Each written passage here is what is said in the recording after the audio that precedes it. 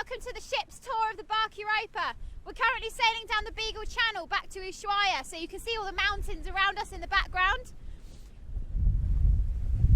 I'm currently stood on the foredeck.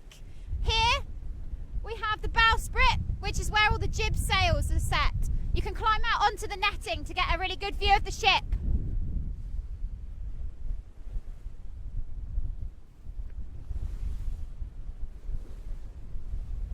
The Bark Europa was built in 1911 in Germany and now sails under the flag of the Netherlands. She has 3 masts, the foremast, the mainmast and the mizzenmast. Each mast also has a yard, well, about 5 yards across them, and this is where the square sails hang. So not only can you climb on the netting at the front, but we've also been climbing up the rigging right to the top and out on each of the yards. We'll head to the next deck now.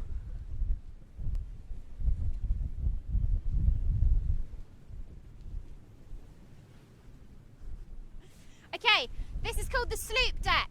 This is where our Zodiacs are stored. We've got Grey, Blackie and Sloopy over there. These Zodiacs are used for our landings when we need to get off of the ship and we're not actually harboured against the land. So we hoist them over the edge using all of these blocks and ropes, and we then go down to the lower deck and step into them.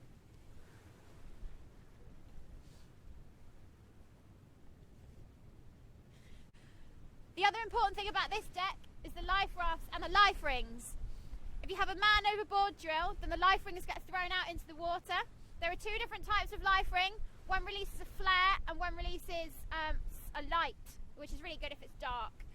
We'll also get 7 rings of the bell, and everyone will rush up onto deck to help with slowing the ship down, turning it around and keeping sight of the person that's in the water. With the life rafts, if the ship was sinking, these get thrown over the edge and we all bundle into them for a very seasick ride through the ocean.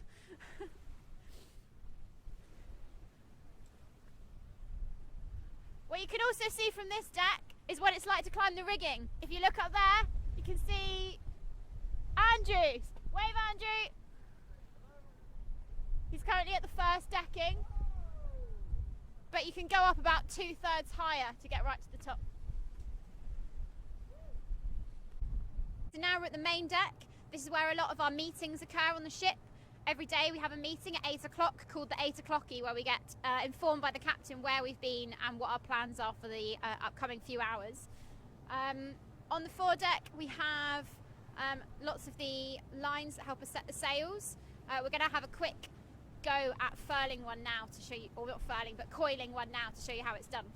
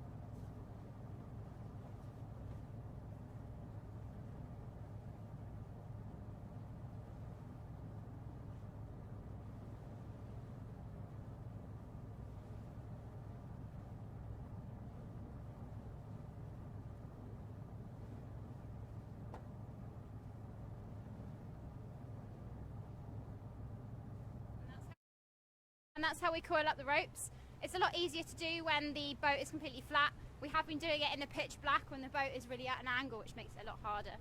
We coil the ropes to keep them nice and neat and off of the wet deck, because quite often the water will slosh over the deck onto the wood and it can be really slippy and a bit of a tangle.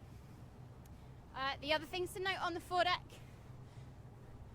these hatches get opened up, and this is where we are able to get on and off of the ship on the Zodiacs or on the gangplank. Yeah, on the foredeck we have all our entrances back into the main section of the inside of the boat. So behind us there's a door. There's also a hatch down here which is good for ventilation.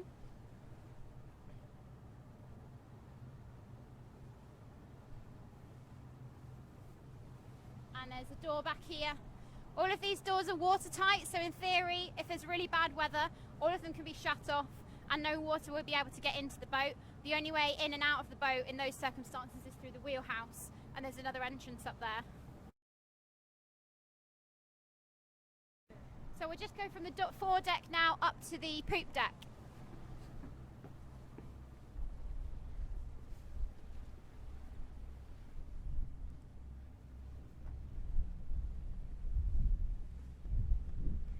The poop deck is where we spend a lot of our time because this is where you steer the ship from. We've spent lots of nights hanging onto this wheel in the rain and the wind and steering the ship by the compass on here and also on the iPad just there. Ordinarily we'd have someone on watch all the time, so we'd have 2 people on lookout, looking out for any obstacles, icebergs, other ships, lighthouses, rocks, bits of shallow land, etc. that you might see. And then you'd have 2 people steering. At the moment, because we're motoring in the Beagle Channel, we don't have anybody on watch. The watches work in 4-hour patterns, so you have 4 hours on, 8 hours off, 4 hours on, 8 hours off, continuously, so there's always someone on duty. Okay, we also have here the bread box. No bread inside. We're not actually quite sure what's inside it, but it has Europa written on the side, and it's really nice for hiding behind when it's really stormy weather and you're steering. The last important bit of the poop deck. Okay, also with inside the wheelhouse there's much more than just steering going on. So with inside the wheelhouse they are able to track weather patterns to set our course that we follow on. Also they monitor us very carefully of when we're on the wheel and we go off course, and they like to come out and say, what, are you sleeping or something, when we're 30 degrees off course. So we're about to head back down the ship to go under the bow to show you a bit more of what it's like inside the boat. This is the Breezeway. This is the portside Breezeway. Here you normally find the crew hard at work fixing stuff, so over there is their workbench, and again a lot of bracing and furling goes on back up here. So if we go inside, I'm going to have to wear my face mask.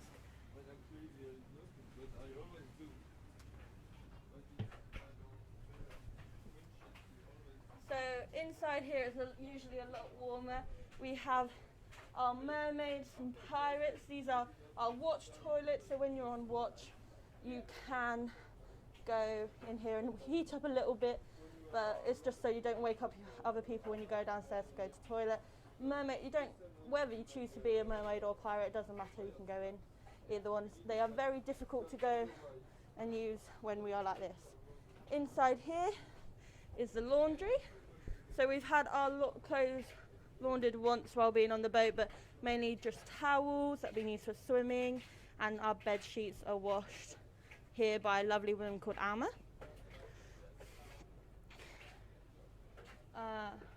And in here is part of the generator room and all of their tool sheds, so where everything they use to fix the boat and crew harnesses are used and stored.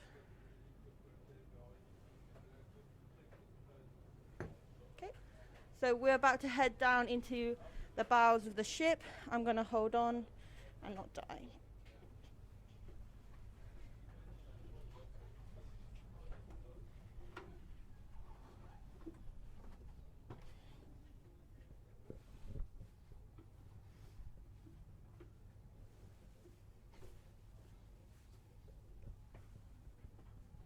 Okay, so welcome to the bows of the ship.